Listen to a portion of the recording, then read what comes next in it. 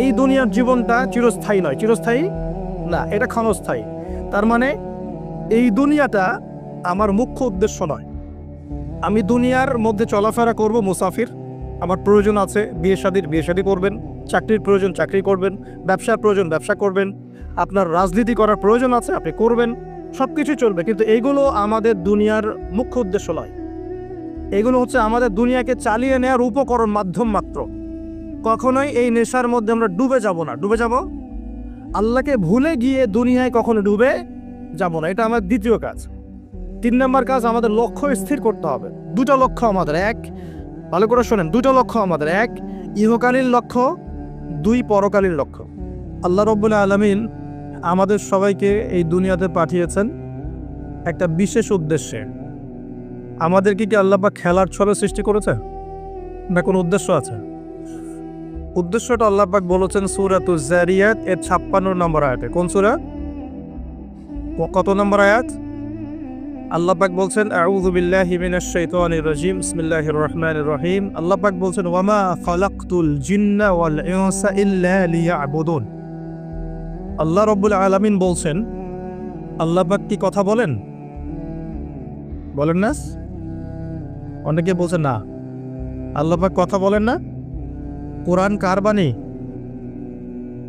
আকিদা পরিষ্কার করেন, কোরআন কি আল্লাহর মাখলুক না আল্লাহর কালাম? মাখলুক মানে কি? সৃষ্টি। আমরা মাখলুক কি না? জি। কোরআনও কি আমাদের মতোই মাখলুক, নাকি কোরআন আল্লাহর কালাম? কালাম শব্দের অর্থ কি? কথা বা বাণী। তার মানে আল্লাহ রাব্বুল আলামিন কথা বলেন, আল্লাহ রাব্বুল আলামিন বলছেন। তার মানে কি আল্লাহ পাক এটা ওহী নাজিল করেছেন। আল্লাহ পাক বলছেন ওয়ামা খালাকতুল জিন্না ওয়াল ইনসা ইল্লা লিয়াবুদুন।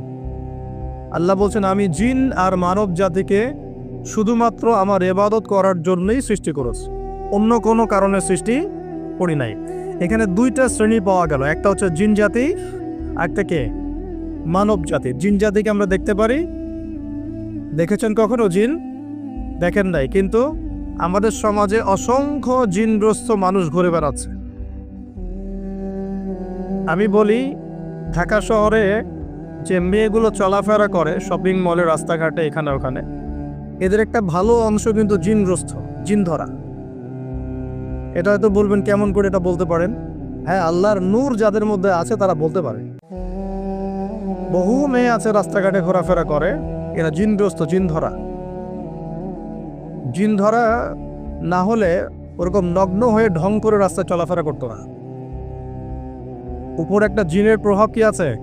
আছে। বিশ্বাস করছেন না? আল্লাহর নবীজি বলেছেন মুহাম্মদুর রাসূলুল্লাহ সাল্লাল্লাহু আলাইহি ওয়াসাল্লাম যে যখন কোনো মেয়ে বেপর্দা হয়ে বাহিরে বের হয় তখন শয়তান মানে শয়তান জিন না ফেরেশতা? তখন শয়তান ওই মেয়ের সৌন্দর্যকে পুরুষের চোখে লোভনীয় বা আকর্ষণীয় করে তোলে। কে করে তোলে? শয়তান। তোমাদের কারো যদি কোনো গায়রে মাহরাম বেপর্দা কোনো মেয়েকে দেখে খারাপ চিন্তা জেগে যায়, তাহলে তোমরা বাসায় চলে যাবে। কোথায় যাবে? বাসায়। সেখানে গিয়ে তোমাদের স্ত্রীর সাথে সময় কাটাবে, ইনশাআল্লাহ তোমাদের সেই খারাপ চেতনা চিন্তা দূর হয়ে যাবে। তার মানে এই হাদিস থেকে প্রমাণ হচ্ছে শয়তান বেপর্দা মেয়েদেরকে সুন্দর করে উপস্থাপন করে। জিন ধরা মেয়ে আছে সমাজে, এবং কোনো কোনো ক্ষেত্রে এখন ছেলেদেরকেও জিন ধরছে না? মাঝে মাঝে দেখবেন যে এই শীতকালে কিছু কনসার্ট হয়, দেখেছেন? কনসার্ট হয়, ফ্যাশন শোজ হয়, আরও অনেক ধরনের প্রোগ্রাম হয়। এগুলোকে নাম দিয়েছে মানুষ সংস্কৃতি। কি নাম দিয়েছে? ওখানে উঠে দেখবেন যে বড় বড় চুল আছে, অনেক লম্বা লম্বা চুল, একদম স্টেজের উপর উঠে লাফালাফি ঝাপাঝাপি করছে। দেখেন নাই? মিউজিক্যাল কিছু ইনস্ট্রুমেন্ট নিয়ে, দেখেন নাই? তারপর কি মনে হয় এরা সুস্থ? এটা সবার সাথেই জিন শয়তান আছে। কি আছে?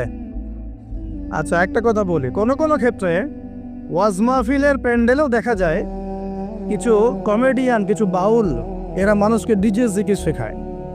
দেখেন নাই? ডিজে জিকির, একজন গান গায়, একজন কথা বলে, কেউ চা খাওয়ায়, কেউ কফি খাওয়ায়, কেউ ঢেলেও দেয়। হ্যাঁ, কেউ উঠ বস করায়, কাউকে উঠতে বলে, কাউকে বসতে বলে। দেখবেন অনেক সময় লোকজন লাফালাফি করছে, বক্তা জিকির করছে, তার উপর হামলে পড়তেছে একদম। একটা দলিল দেখাবেন, খালি একটা দলিল যে নবী সাল্লাল্লাহু আলাইহি ওয়াসাল্লামের জামানায়, 4 খলিফার জামানায় তারা মসজিদে বসে এইভাবে জিকির করেছেন, একটা দলিল খালি দেখাবেন। যে কাজ নবী করেন নাই, তার সাহাবীরা করেন নাই, এখানে বহু ওলামায়ে কেরাম আছেন, আমি তাদের সামনে কথা বলতে লজ্জা ফিল করছি। যত হাদিস আপনি ঘাটবেন, আমি তো সব হাদিস পড়ে শেষ করতে পারি নাই, স্বীকার করছি, কিন্তু নবীর যুগে এবং 4 খলিফার যুগে কোনোদিনও এইভাবে জিকির আজগার হয়েছে একটা দলিল আপনি খুঁজে বের করতে পারবেন না ইনশাআল্লাহ। অথচ দিব্যি এগুলো আমাদের সমাজে চলছে না। আর আমরা 2টা খারাপ চরিত্র ধারণ করি, বাঙালি আমরা যারা, মন খারাপ করেন না, আমরা 2টা খারাপ চরিত্রের অধিকারী আছে। এক, আমরা খুব ট্রল প্রিয় জাতি, ট্রল করতে খুব মজা লাগে। হ্যাঁ, মনে হয় যেটা করে আমি একদম বাংলাদেশে কি বলবো, দিন একদম কায়েম করে ফেলছি একদম। হ্যাঁ, ট্রল পাগল, ট্রল প্রিয় জাতি আমরা একটা। আরেকটা হচ্ছে আমরা ইস্যু পাগল জাতি। ইস্যু, একটা ইস্যু আসবে, খুব লাভঝাপ চলবে কয়দিন, ইস্যু শেষ, আবার লাভঝাপ বলতে শেষ। বিদেশিরা বলে যে এটা আমাদের শিক্ষার ব্যাপার আছে, কারণ নিজের মধ্যে ত্রুটি থাকলে তো সলভ করতে হবে কিনা, নিজের মধ্যে ত্রুটি থাকলে সলভ করতে হবে না। তারা বলে যে আমাদের মাথা নাকি ওই যে বাক্সে বন্দি মাছের মতো। বাক্সে বন্দি মাছ দেখেছেন? এই যে অ্যাকুরিয়ামের মধ্যে যে মাছগুলো চলাফেরা করে, এদের স্মৃতিশক্তি খুব দুর্বল হয়। ওই ছোট্ট জায়গাটুকু ওদের কাছে মনে হয় বিশাল সমুদ্রের মতো। কথা বুঝতে পারছেন না? ওই ছোট্ট বদ্ধ জায়গাটাই ওদের কাছে মনে হয় কি বিশাল বিশাল একটা জায়গা। ওরা খুব স্বল্প স্মৃতির অধিকারী, একটু কিছুক্ষণ পরে স্মৃতিটা নষ্ট হয়ে যায়, তাই আগে কি হয়েছে ওরা ভুলে যায়। এই স্বভাবটা এখন আমাদের মধ্যে চলে আসছে না? আমরা ইস্যু পাগল হচ্ছি না দিন দিন। করণীয় কি? খুব ভালো কথা বলেছে। করণীয় হচ্ছে টিকটক বানাতে হবে, নাকি ফেসবুকিং করতে হবে। এই ফেসবুকের কন্টেন্ট বানাতে বানাতে 2টো কাজ করেছেন, আমি নগদ দেখাচ্ছি। 2টো কাজ করেছেন। একজন কমেডিয়ানকে আলেম বানিয়ে দিয়েছেন আপনারা ট্রল করতে করতেই। একটা হচ্ছে আরেকজন গায়ক অভিনেতাকে এমপি বানাচ্ছিলেন কয়দিন আগে। গান গেত, অভিনয় করত, মেয়েদেরকে নিয়ে নাচতো। হ্যাঁ, নিজেই গান লিখে নিজেই সুর করে, সুরের সারেগামা পা কিছুই নাই, ঠিক আছে। ও নিজেই না, আমার গান আমি গাবো, কেউ শুনলে শুনুক, না শুনলে না। একবার প্রশাসন ধরলো, রবীন্দ্রসঙ্গীত চেঞ্জ করেছে কেন, আবার ইত্যাদি। মানে তাকে নিয়ে এখন বিবিসিতেও কথা হচ্ছে। সুবহানাল্লাহ। মানে এখন বড় বড় পলিটিশিয়ানরাও তাদের মূল্যবান সময় এসব পিছনে নষ্ট করতেছে। হ্যাঁ, এটাও একটা ইস্যু। মানে এই যে ট্রল করতে করতে করতে করতে এখন আপনি তাকে কয়দিন আগে এমপি বানাচ্ছিলেন। এটা কিসের কারণে হচ্ছে? আমাদের এই ট্রল পাগল মানসিকতার কারণে হয়েছে। আরেকজনকে কমেডিয়ান, মানুষ ওকে দেখে মজা পেত, যে মনটন খারাপ, কেউ বলতো ভাই মনটন খারাপ, ও একটু ওর লেকচার শুনে মনটা ভালো হবে, এইভাবে আর কি দেখতো মানুষ, এইভাবে ট্রিট করতো। আস্তে আস্তে আস্তে আস্তে এখন সে দেখা যায় বড় বড় আলেমদের বিরুদ্ধে কথা বলতেছে। খেয়াল করে দেখেন নাই? এটা আমরা করেছি। আমাদের এই 2টা স্বভাবকে আগে বিসর্জন দিতে হবে। এক, আমরা ট্রল পাগল জাতি হব না, ওয়াদা করেন সব। ট্রল করার মধ্যে কোনো রকম সার্থকতার কিছু নাই। যেটা খারাপ সেটাকে প্রতিহত করতে হবে, যেটা খারাপ সেটাকে প্রতিহত করতে হবে। আর 2 নাম্বার, যেটা ভালো তাকে উৎসাহ দিয়ে এগিয়ে নিতে হবে ইনশাআল্লাহ। আমরা সব সময় সত্যের পক্ষে থাকবো ইনশাআল্লাহ, আর সব সময় মিথ্যার বিপক্ষে থাকবো ইনশাআল্লাহ। যে কেউ যত বড় আলেম, মুফতি, মুহাদ্দিস, বক্তা, দায়ী যেই হোক না কেন, তার কোনো কথা যদি কোরআন সুন্নাহর বাইরে যায়, কোশ্চিন কালেও সে কথা গ্রহণ করবেন না। সিম্পল। সেটা আমি হই আর যেই হোক না কেন। আর যে কোনো ব্যক্তি, সে যেই হোক না কেন, তার কথা যদি কোরআন সুন্নাহর সাথে মিলে যায়, অবশ্যই সেটা গ্রহণ করবেন ইনশাআল্লাহ, সে যেই হোক না কেন। এখন আমরা যদি আমাদের দৃষ্টিভঙ্গিকে শক্ত করতে না পারি, সামনের দিনগুলো কিন্তু আমাদের জন্য খারাপ হবে।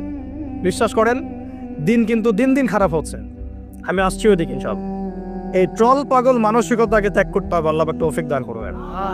আর 2 নাম্বার হচ্ছে এই ইস্যু পাগল জাতি হব না। ইস্যু পাগল জাতি হব কেন? আমাদের একটা গন্তব্য, লক্ষ্য থাকবে। আমাদের লক্ষ্য কি? আল্লাহ বলেছেন এই আয়াতে, আমাদের লক্ষ্য হচ্ছে আল্লাহ পাক আমাকে সৃষ্টি করেছেন এই পৃথিবীতে আল্লাহর ইবাদত করার জন্য। কিসের জন্য? এটা 1 নম্বর ডিউটি আমার, এটা আমার লক্ষ্য, আমার কাজ পৃথিবীতে। 2, আল্লাহ পাক বলেছেন এই দুনিয়ার জীবনটা চিরস্থায়ী নয়, চিরস্থায়ী না, এটা ক্ষণস্থায়ী। তার মানে এই দুনিয়াটা আমার মুখ্য উদ্দেশ্য নয়। আমি দুনিয়ার মধ্যে চলাফেরা করব মুসাফির, আমার প্রয়োজন আছে বিয়ে শাদী করবেন, চাকরির প্রয়োজন চাকরি করবেন, ব্যবসার প্রয়োজন ব্যবসা করবেন, আপনার রাজনীতি করার প্রয়োজন আছে আপনি করবেন, সব কিছু চলবে, কিন্তু এইগুলো আমাদের দুনিয়ার মুখ্য উদ্দেশ্য নয়। এগুলো হচ্ছে আমাদের দুনিয়াকে চালিয়ে নেওয়ার উপকরণ, মাধ্যম মাত্র। কখনোই এই নেশার মধ্যে আমরা ডুবে যাব না। ডুবে যাব আল্লাহকে ভুলে গিয়ে দুনিয়ায় কখনো ডুবে যাব না, এটা আমাদের দ্বিতীয় কাজ। 3 নম্বর কাজ, আমাদের লক্ষ্য স্থির করতে হবে। 2টা লক্ষ্য আমাদের, 1, ভালো করে শোনেন, 2টা লক্ষ্য আমাদের, 1 ইহকালীন লক্ষ্য, 2 পরকালীন লক্ষ্য। কয়টা লক্ষ্য? 1 ইহকালের লক্ষ্য, 2 পরকালের। ইহকালের লক্ষ্য কি? আল্লাহ পাক বলছেন সূরা সফের মধ্যে, সফ মানে শাড়ি, সূরা সফটা পড়ে দেখবেন বাসায় গিয়ে আজকে। আল্লাহ পাক বলছেন হুয়াল্লাযী আরসালা রাসূলাহু বিল হুদা ওয়া দীনিল হক লিইয়ুযহিরাহু আলা দ্বীনি কুল্লি। আল্লাহ পাক বলতে চাচ্ছেন যে তিনি সেই মহান আল্লাহ যিনি তার পক্ষ থেকে নবী রাসূল পাঠিয়েছেন, শেষ নবী মুহাম্মদ সাল্লাল্লাহু আলাইহি ওয়াসাল্লামকে পাঠিয়েছেন এবং আসমানি কিতাবসমূহ পাঠিয়েছেন, এই কোরআন সুন্নাহ নাজিল করেছেন। কি উদ্দেশ্যে? লিইয়ুযহিরাহু আলা দ্বীনি কুল্লি, যাতে করে দ্বীন ইসলাম, এই দ্বীন ইসলাম অন্য সমস্ত দ্বীনের উপর বিজয় লাভ করতে পারে। বলেন সুবহানাল্লাহ। তাহলে আরেকটা উদ্দেশ্য পেলাম। কি উদ্দেশ্য? এই দিন নিজে পালন করব এবং এই দিনকে অন্য দিনের উপর বিজয় ঘটানোর চেষ্টা করব। এখন প্রশ্ন যে এই দিন কি অটোমেটিকলি বিজয় লাভ করবে? মান্না এবং সালোয়া কি এখনো পড়বে, নাকি আমাদেরকে রিজিকের চেষ্টা করতে হয়? এই যে আমরা চাকরি বাকরি ব্যবসা করি, আল্লাহর কাছে দোয়া করি না, আল্লাহ আমাকে রিজিক দান করো, এই দোয়া করে কি ঘরে বসে থাকে, নাকি দোকান খুলি, কষ্ট করি, ব্যবসা করি, চাকরি করি, তাই করি না? একইভাবে আল্লাহ পাক বলেছেন দুনিয়াতে পাঠিয়েছি আমার ইবাদত করার জন্যে, এবং আল্লাহ পাক নবী রাসূল পাঠিয়েছেন বিশেষ করে শ্রেষ্ঠ নবী মুহাম্মদ সাল্লাল্লাহু আলাইহি ওয়াসাল্লামকে, যাতে এই দিন ইসলাম অন্য সমস্ত দিনের উপর বিজয়ী হতে পারে। এখন বিজয় কি এমনি এমনি হবে? কিভাবে বিজয় লাভ করবে? আল্লাহ বলছেন সূরা মুহাম্মাদে। কোন সূরায় বলেন? সূরা মুহাম্মাদ। কখনো পড়েছিলেন? কেউ বলতে পারবেন আল কোরআনুল কারীমে আমাদের নবী মুহাম্মদ সাল্লাল্লাহু আলাইহি ওয়াসাল্লামের নাম কতবার আছে? কতবার? 4 বার। কয়বার? তাও কাছাকাছি গিয়েছে, আলহামদুলিল্লাহ, শুকরিয়া। তো প্রিয় ভাই, সূরা মুহাম্মাদের মধ্যে আল্লাহ পাক বলছেন কিভাবে বিজয় লাভ করবে, কিভাবে বিজয় লাভ করবে। আল্লাহ পাক বলছেন খুব ছোট্ট করে, ইন তানসুরুল্লাহা ইয়ানসুরকুম ওয়া ইউসাব্বিত আকদামাকুম। আল্লাহ বলছেন তোমরা সবাই, মানে উম্মতে মুহাম্মাদি, তোমরা যদি আল্লাহকে সাহায্য করো, আল্লাহ তোমাদেরকে সাহায্য করবে। শুধু তাই না, ওয়া ইউসাব্বিত আকদামাকুম, তোমাদের পদযুগলকে আল্লাহ পাক দৃঢ় করে রাখবেন, পিছলে যাবে না ইনশাআল্লাহ। আরো বলছেন আল্লাহ পাক ওয়া ইন তাতাওয়াল্লাউ, যদি আমাকে সাহায্য না করে, দিনকে সাহায্য না করে তোমরা পৃষ্ঠপ্রদর্শন করো। পৃষ্ঠপ্রদর্শন বুঝি তো, মানে দিনের পরও না করে তোমরা তোমাদের মতো চলো, দিনের প্রতি কোনো মায়া মহব্বত নাই, দিন প্রতিষ্ঠার কোনো ফিকির নাই। আল্লাহ বলছেন ওয়া ইন তাতাওয়াল্লাউ, তোমরা যদি মুখ ফিরিয়ে নাও, ইয়াস্তাবদিল কওমান গায়রাকুম, আল্লাহ পাক অন্য কওমকে হেদায়েত দিয়ে তোমাদের জায়গায় নিয়ে আসবেন। সুম্মা লা ইয়াকুনু আমসালাকুম, এরা তোমাদের মতো অপদার্থ হবে না। কে বলেছেন? আল্লাহ পাক। তাহলে আমাদের দায়িত্ব পেয়ে গেলাম। 1 নাম্বার কাজ হচ্ছে এই দুনিয়াতে এসেছি আল্লাহ পাকের ইবাদত করার জন্য, শেষ। এখন ইবাদত বলতে শুধু নামাজ রোজা হজ জাকাতি নয়, বরং জীবনের প্রতিটা কাজই কি ইবাদত, যদি সেই কাজটা নবী সাল্লাল্লাহু আলাইহি ওয়াসাল্লামের সুন্নত মতো হয়। বলেন সুবহানাল্লাহ। প্রতিটা কাজ। এই যে এমনকি স্ত্রী সহবাস করাও, স্ত্রী সহবাস মানুষ কেন করে? এটা আমাদের প্রবৃত্তির চাওয়া, এটা প্রবৃত্তি দমন করার জন্য হালাল পথ প্রয়োজন, হারামে গেলে গুনাহ হয়ে যাবে, এই জন্য হালাল পথে গিয়ে স্ত্রী সহবাস মানুষ করে, এর মধ্য দিয়ে বংশবৃদ্ধি হয়। এই কাজটা তো আমরা আমাদের স্বার্থে করি। ইস্তেঞ্জা, পেশাব পায়খানা আমরা কার স্বার্থে করি? আমাদের স্বার্থে না অন্য কারো স্বার্থে? খাওয়া দাওয়া কার জন্য খাই? নিজের জন্য না অন্যের জন্য? ঘুমাই কার স্বার্থে? আমার ভালোর জন্য না অন্যের ভালোর জন্য? এই যতগুলো কাজ আমরা করি, ঘুম, খাওয়া, ওঠা, বসা, চলাফেরা, স্ত্রী সহবাস, পেশাব পায়খানা, ব্যবসা বাণিজ্য, চাকরি বাকরি, রাজনীতি, অর্থনীতি, সবকিছু, প্রতিটা কাজকেই ইবাদত হিসেবে গণ্য করা যাবে যদি সেই কাজটা রাসূলুল্লাহ সাল্লাল্লাহু আলাইহি ওয়াসাল্লামের সুন্নত মতো হয়। বাস পারা যাবে না ইনশাআল্লাহ।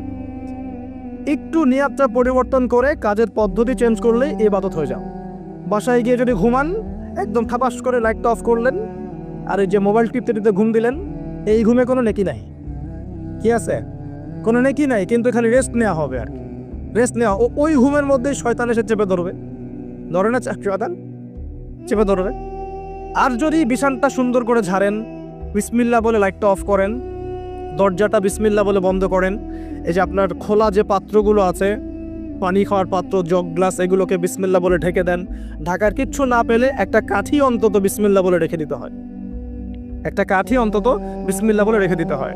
তারপরে আপনি মশারি খাটাচ্ছেন, বিছানা ঝাড়ু দিচ্ছেন, পারলে একটু ওযু করে আসলেন, এসে পড়লেন একবার সূরা ইখলাস, একবার ফালাক, একবার নাস, মানে কুল হুয়াল্লাহু আহাদ, কুল আউযু বিরাব্বিল ফালাক, কুল আউযু বিরাব্বিন নাস পড়ে ফু দিয়ে এভাবে মাথাটাকে মাসাহ করলেন একদম গায়ের নিচ পর্যন্ত। এই কাজটা আরও একবার করলেন, আরও একবার করলেন, মানে 3 বার করলেন। এরপর আয়াতুল কুরসি পড়লেন, সূরা বাকারার শেষের 2টা বা 3টা আয়াত পড়লেন, যদি সম্ভব হয় সূরা মুলকটা পড়লেন। ওটা পড়ছেন না, ঠিক আছে, 33 বার সুবহানাল্লাহ, 33 বার আলহামদুলিল্লাহ, 34 বার আল্লাহু আকবার পড়লেন। পরে ডান দিকে কাত হলেন, হাতটাকে গালের নিচে রাখলেন, রেখে বললেন আল্লাহুম্মা বিইসমিকা আমুতু ওয়া আহইয়া। কি বললেন? আল্লাহুম্মা বিইসমিকা আমুতু ওয়া আহইয়া। আচ্ছা, কিচ্ছু পারেন না, এত কিছুই পারলেন না, শুধু ডান দিকে কাত হয়ে এখানে গালের নিচে হাত রেখে বললেন আল্লাহুম্মা বিইসমিকা আমুতু ওয়া আহইয়া। এখন আপনি 4 ঘন্টা, 4.5 ঘন্টা, 5 ঘন্টা, 6 ঘন্টা ঘুমালেন। এই যে সময়টুকু ঘুমিয়ে আছেন, আপনি বিশ্বাস করেন এই ঘুমানোর কারণে আপনার আমলনামায় নেকি লেখা হবে। ঠিক এভাবেই জীবনের প্রত্যেকটা কাজকে ইবাদতে পরিণত করা সম্ভব যদি আমরা একটা সূত্র মেনে চলি। সূত্র হচ্ছে 2টা। কয়টা?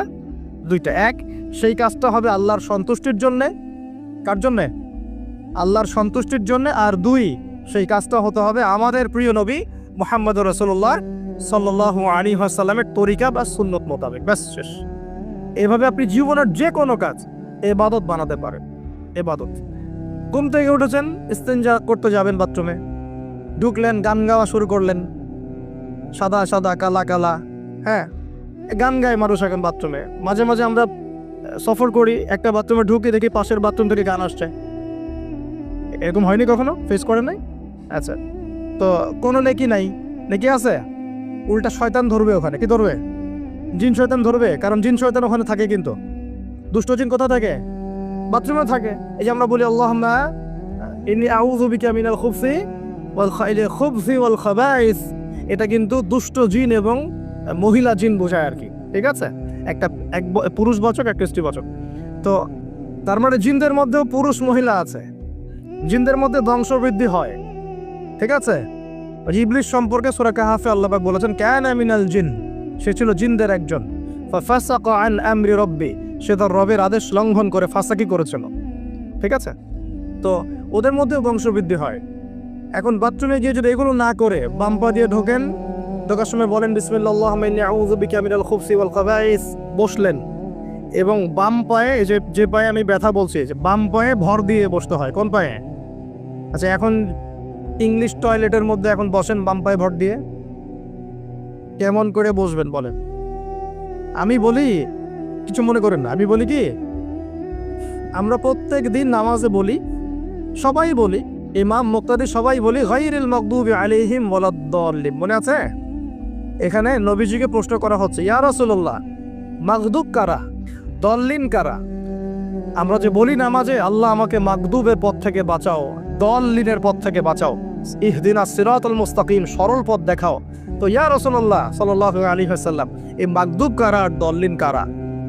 নবীজি বলছেন, এক বাক্যে বলছেন, শোনো, আল মাগদুব হচ্ছে হুমুল ইহুদি, তারা হচ্ছে ইহুদি জাতি। কারা? ইহুদিরা কোথায় আছে এখন? হ্যাঁ, নামটা মনে থাকবে তো? আচ্ছা, ও কিন্তু এখন শক্তিশালী, আর ওরাই কিন্তু দাজ্জালকে অনুসরণ করবে, এটা মাথায় রাখেন। আচ্ছা, আর অনেকদিন বলছি দাজ্জাল বিশ্ব শাসন করবে, মানে কি, বিশ্বের প্রত্যেকটা ডিপার্টমেন্ট শাসন করবে।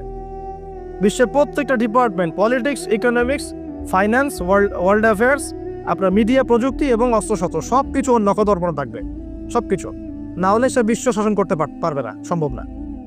কেউ যদি বিশ্বের অর্থনীতি নিয়ন্ত্রণ করতে না পারে, সে কি বিশ্ব শাসন করতে পারবে? এই শ্রীলঙ্কা কি বিশ্ব শাসন করতে পারবে? পাকিস্তান পারবে? পাকিস্তান কয়দিন পর দেউলিয়া হয়ে যাবে। পাকিস্তান কয়দিন পর কি হবে?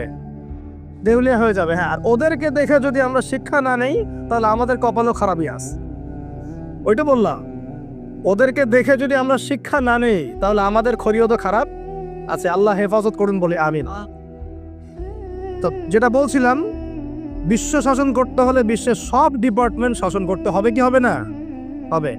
এখন আমরা সূরা ফাতিহায় পড়ি, গায়রিল মাগদুবি আলাইহিম, আল্লাহ তুমি আমাদেরকে ইহুদিদের পথ থেকে বাঁচাও। ওয়ালাদ দল্লিন, দল্লিন মানে নবীজি বলছেন হুমুন নাসারা, তারা হলো ওই নাসারা বা খ্রিস্টান জাতি যারা বলে যে আল্লাহর সন্তান আছে।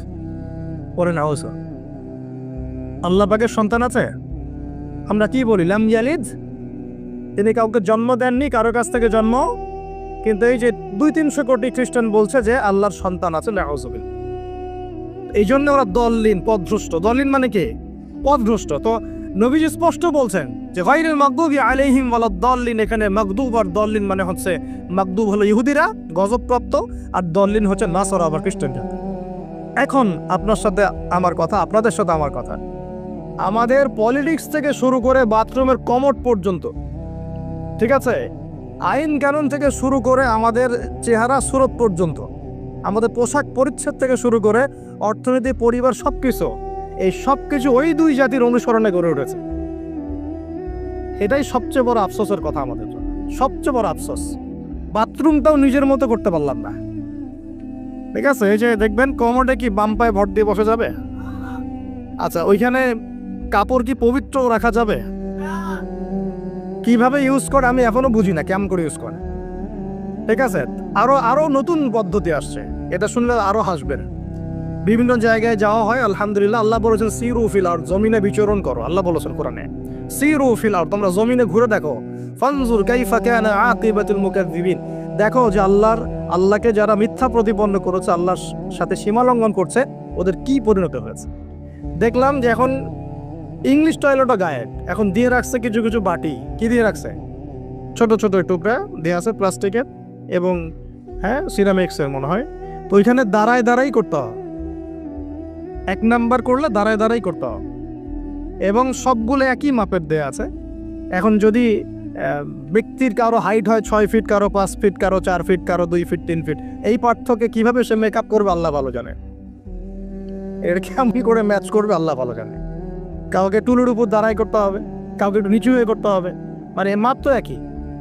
আরও যে কি কি দেখতে হবে আল্লাহ ভালো জানেন। তো প্রিয় ভাইরা, বাথরুম করতে গিয়ে যদি নবীর সুন্নাহ মতো করেন, এখান থেকে কথাগুলো আসছে।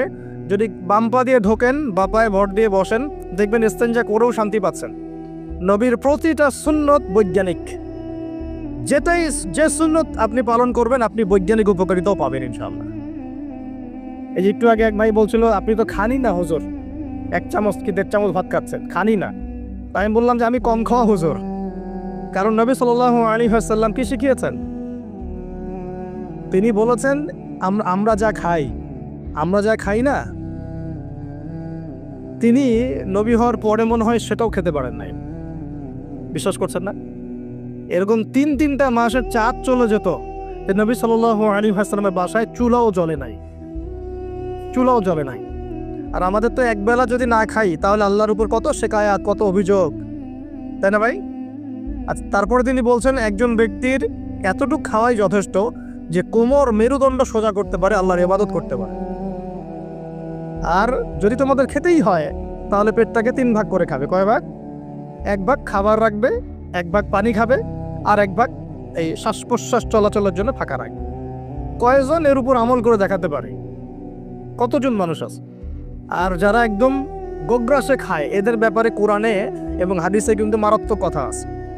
আল্লাহর নবী সাল্লাল্লাহু আলাইহি ওয়াসাল্লাম বলেছেন যে তোমরা খুব বেশি ঢেকুর তুলো না। কি করো না? একজন সাহাবী খুব ঢেকুর উঠাচ্ছে, সাহাবী না আসলে, উনি পাশ দিয়ে যাচ্ছিলেন, খাবার দাবার খেয়ে পাশ দিয়ে যাচ্ছিলেন। তো নবীজি তার ঢেকুর তোলা দেখে বলছেন যে তোমরা বেশি ঢেকুর তুলবে না, কারণ দুনিয়াতে যে ব্যক্তি বেশি পেট পুড়ে খাবে, কাল কিয়ামতের মাঠে সে সবচেয়ে বেশি ক্ষুধার্ত থাকবে। বলেন না? খাবেন আপনি, নিজের পেটটাকে 3 ভাগ করবেন, এক ভাগ খাবার, এক ভাগ কি পানি, আর এক ভাগ শ্বাস প্রশ্বাসের জন্য ফাঁকা। আর এই ব্যাপারে একটা কথা বলে দেই, শেষ জামানায় কিন্তু খাবারগুলো সব করাপ্টেড হয়ে যাবে। কি হবে? খাবার ভেজাল হবে, ভেজাল। এটার দলিল সূরা কাহাফে আছে, আমি এটা ব্যাখ্যা করব না আজকে।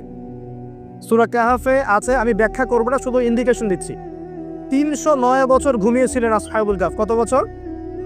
309 বছর ঘুম থেকে উঠেই তারা প্রথম যে অনুভবটা করেছেন সেটা হলো তারা ক্ষুধার্ত। তারা কি ক্ষুধার্ত? দেখেন, 309 বছর পর যদি আপনি ঘুম থেকে ওঠেন, আপনার কাছে এই দুনিয়াটা আজীব মনে হবে, হবে না? কিন্তু ওনারা ক্ষুধার্ত, পকেটে কিছু মুদ্রা ছিল, যেই মুদ্রাগুলোর মান 309 বছরও কমে যায় নাই। কমে গিয়েছে না। এখন আপনি আপনার মুদ্রা নিয়ে ঘুমান 300 বছর, দেখেন তারপর কি হয়। কি হবে? টাকা থাকবো না যাইবো গা? আচ্ছা, তারপরে শোনেন, এরপরে উঠেই তারা বলছে ফালিয়ানজুর আইয়ুহা আজকা তুআমা, এই মুদ্রাগুলো দিয়ে বাজারে কাউকে পাঠাও, তোমাদের 9 জন 10 জনের মধ্যে একজনকে বাজারে পাঠাও। ফালিয়ানজুর, সে যেন বাজারে গিয়ে দেখে, আইয়ুহা আজকা তুআমা, কোন খাবারটা পবিত্র খাবার, ফ্রেশ খাবার। ঘুম থেকে উঠেও ফ্রেশ খাবারের দিকে তাদের নজর কেন? আর এই সূরা আপনাকে দাজ্জালের ফিতনা থেকে বাঁচাবে কেন? আর দাজ্জালের যুগেই বা সব, দাজ্জালের শাসনের যুগে সব খাবারগুলো আস্তে আস্তে ম্যানুফ্যাকচার্ড এবং ভেজাল হচ্ছে কেন? এগুলোর মধ্যে মিল আছে না? তার মানে যত জামানা শেষের দিকে যেটা থাকবে, খাবারে ভেজাল তত বাড়তে থাকবে। এই সময় আপনাকে অবশ্যই ফ্রেশ খাবার খুঁজে খুঁজে বের করতে হবে। খাবার আগে মানুষ খেত, খাবারের মধ্যেই চিকিৎসা ছিল, তাই না? রোগের আরোগ্য ছিল। এখন সেই খাবার খেয়ে মানুষ অসুস্থ হয়ে যাচ্ছে। বুঝতে পারছেন না? খাবারের মধ্যে থাকে উপাদান, ভালো উপাদান, যে উপাদানগুলো পেটের ভিতরে গেলে, শরীরে গেলে শরীরটা সুস্থ হয়। এখন সেই খাবার খেয়েই মানুষ অসুস্থ হয়ে যাচ্ছে। এটা কোন হাদিসের সাথে মেলে?